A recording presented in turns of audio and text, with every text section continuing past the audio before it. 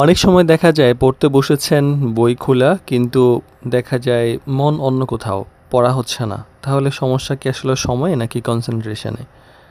তো অনেক স্টুডেন্টের অভিযোগ থাকে যে পড়তে বসি কিন্তু মন বসে না। এটা খুবই সাধারণ একটা সমস্যা এবং সবারই সমস্যা আছে।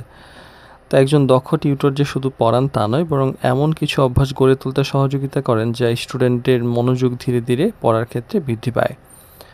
তো টিউশন বিডি শিক্ষক শিক্ষার্থী এবং অভিভাবক সিরিজের 148তম পর্বে কথা বলবো যে কিভাবে পড়াশোনায় কনসেন্ট্রেশন বাড়ানো যায়।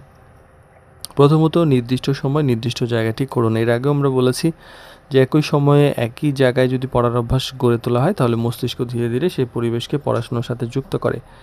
এতে মনোযোগ ধরে রাখাটা সহজ হয়।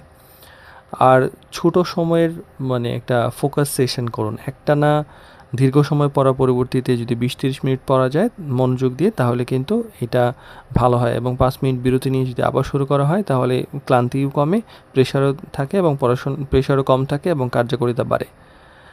আর পড়ার সময় ডিস্ট্র্যাক্ট হওয়া যদি না হওয়ার ব্যাপারটা নিশ্চিত করতে হবে, যে মোবাইলের নোটিফিকেশান, টিভি, অপ্রয়োজনীয় কথাবার্তা বা কোনো বিরক্তিকর সাউন্ড এগুলো থেকে যেন দূরে থাকা যায়, তাহলে বেশি মনোযোগ দিয়ে পড়া যেতে পারে।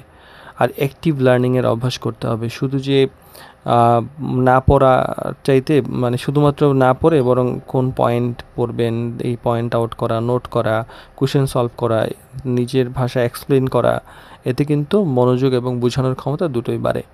তো ছোট গোল নিয়ে পড়া শুরু করুন। আজ পুরো বই শেষ করবেন এরকম লক্ষ্য না নিয়ে বরং ছোট একটা টপিক, কয়েকটা কোয়েশ্চেন এগুলাতে যদি ফোকাস করেন তাহলে কিন্তু এই টার্গেটটা পূরণ হয়, এবং ছোট ছোট লক্ষ্য পূরণ হলে মনোযোগ এবং মোটিভেশন দুইটাই বাড়ে।